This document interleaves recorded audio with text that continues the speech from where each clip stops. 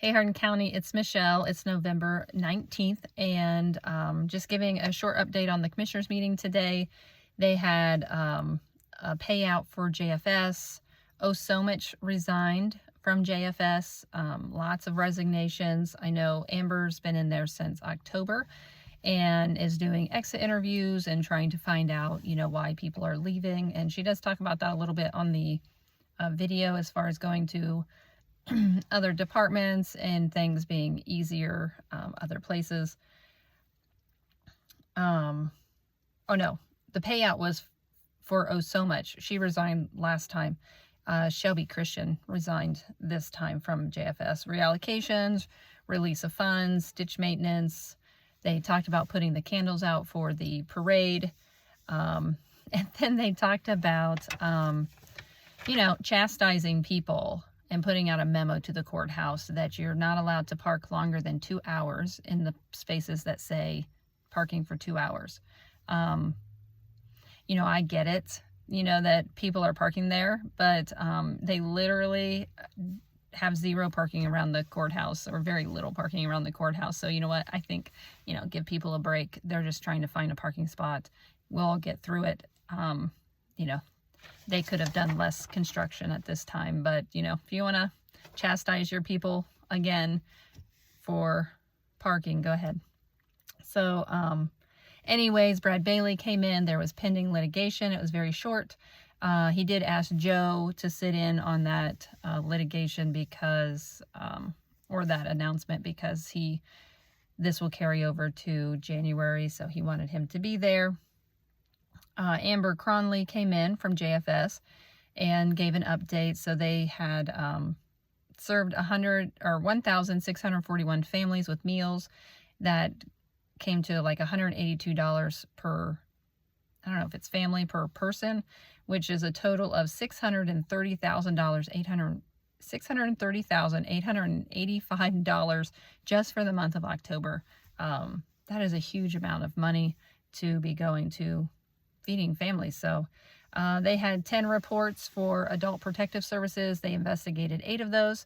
They had 96 reports for child services, abuse and neglect and those kind of things. 22 were investigated. They have 26 kids in custody, and they paid out $127,453 in foster care this month. So they have 3 open positions for children's services and 2 income maintenance positions that they are doing interviews and things for. So she talked about a fellowship or a type of intern with colleges. They want to close December 20th for like a holiday party. And then they were really interesting. They have a kid who doesn't have any family, and they're in permanent custody of JFS. And they have, she said, like 2 desks, if you put 2 desks together, right, of space that's needed for this child's belongings. Like it's everything that they have, everything that's in their possession, and they've been storing it in the conference room at JFS.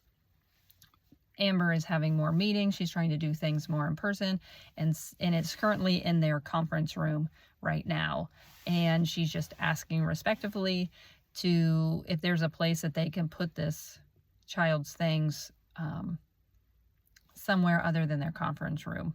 I thought it was pretty humorous that the commissioners were like, I don't know, or is it going to be more people? Like, how much space and where are we going to put it? And I'm like, this is this child's only belongings in life, right? They're asking, you don't have to do anything with it. It just stays in a box. It's all nice and neat. Just if we can put it somewhere so we can have our conference room. They did agree, and they're going to find a place, maybe at Soil and Water, to place that stuff. But, it's everything that this girl has. So, find a place that keeps it safe and move on. Okay. So other than that, the only other thing that was interesting is that Roger wasn't there. The guys thought Roger was coming. He never showed up, so I don't know what that was all about. So it was just Fred and Tim today. And after Amber Cronley left, you know, they announced that the day was over. Nothing else was on the agenda. And so, you know, in my estimation is that that's the meeting's over. I stayed. I was working on a project. I stayed. Tim was there.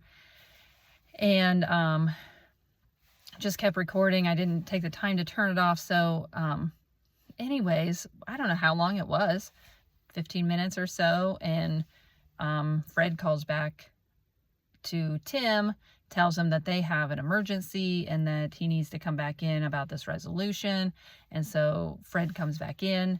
They talk about it. They realize it was the money for the health department that they were going to give him the lump sum, right? So Fred must have gone and talked to Mike, or Mike contacted him and didn't have the proper paperwork, right? So Fred comes back in. They figure out that they did approve it last week. Tori just did not send the last of the paperwork up to Mike, so Mike was waiting to do his job, and they didn't actually have to do any work, but it is definitely concerning that they officially closed the meeting, right? So even though their paperwork says that their meetings are from 9 to 4 until the close of day, right? Or to the close of business, and they closed the meeting, and then they were easily, you just walk back in and conduct official business, you know, voting on a resolution, doing whatever the thing. So I think that would warrant a, that would, when the meeting's closed, right, announce that it's closed, that any other work that is to take place officially would then have to go to the next Tuesday, or, you know, you could convene a special meeting, which would give 24 hours notice to the newspaper and those kind of things. So, you know, didn't get them in any trouble today because they didn't have to do any official work, but the fact that they're willing to kind of subvert that could, you know, get them in trouble at some point in time. So just be careful about that and make sure you know your laws. All right, guys, I'm going to sign off. We got a Jackson Township meeting tonight, and McGuffey is recording their meetings. So that's up. If you're on the McGuffey site, you can go out and see that video. So thank you for getting that out there, and we'll keep on keeping on. See you later.